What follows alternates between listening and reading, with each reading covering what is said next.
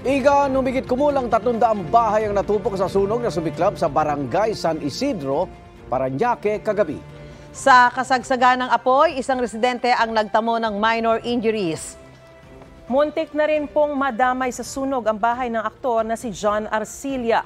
Live mula sa Parañaque, may unang balita si Bam Alegre. Bam! Igan, Susan Maris, makapal pa rin ang usok pero naapula na ang sunog na sumiklab dito sa Parañaque kagabi. Tumawid na ng creek ang mga bumbero para apulahin ang sunog na sumiklab sa Barangay San Isidro, Parañaque, pasado alas 7 kagabi.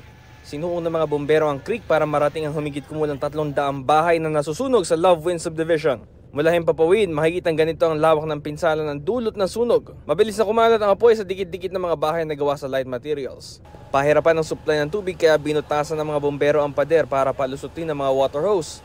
Mula sa unang alarma, mabilis na inakyat sa ika-4 na alarma ang sunog bago mag-alas 8 ng gabi.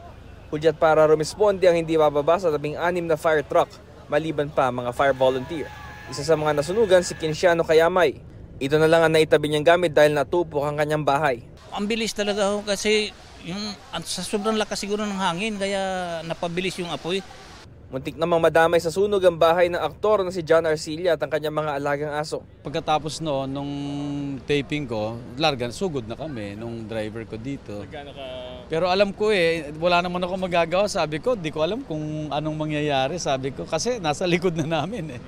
Gano'n sir ka-close yung... Dalawang bahay na lang. I mean, kina John, kina Aling Josie, tapos sa amin. Bago mag-alas 2, kontrolado na ng mga bumbero ang apoy. Walang naitalang nasawi. Isang lalaki ang nagtamo ng minor injury ayon sa Bureau of Fire Protection. Sa ulo kanina, na-treat naman kanina ng ating EMS. Maliit pa lang, itawag na agad sa bumbero at is ma-prevent natin agad yung paglaki ng apoy. Inaalam pa ang sanhi ng apoy. Tinataya na sa 800,000 piso ang pinsalang iniwan ng sunog. Minomobilize na po namin yung mga modular tent, yung ating portable toilet. Tapos sa bukas ng umaga, i-clear po namin yung area.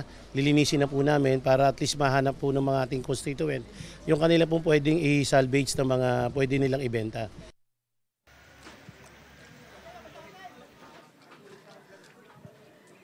Igan, Susan Maris, pasado alas 6 ng umaga, ito yung extent ng iniwang pinsala ng sunog. Sa ngayon ay mga residente na rito at ina-assess nila yung kanilang mga bahay kung ano pa yung kanilang pwede mapakinabangan sa mga oras na ito.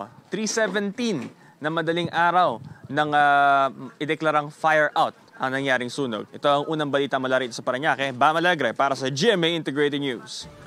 Mga kapuso, para una ka sa mga balita, mag-subscribe sa GMA Integrated News sa YouTube. Sa mga kapuso abroad, subaybayan niyo po kami sa GMA Pinoy TV at sa www.gmanews.tv.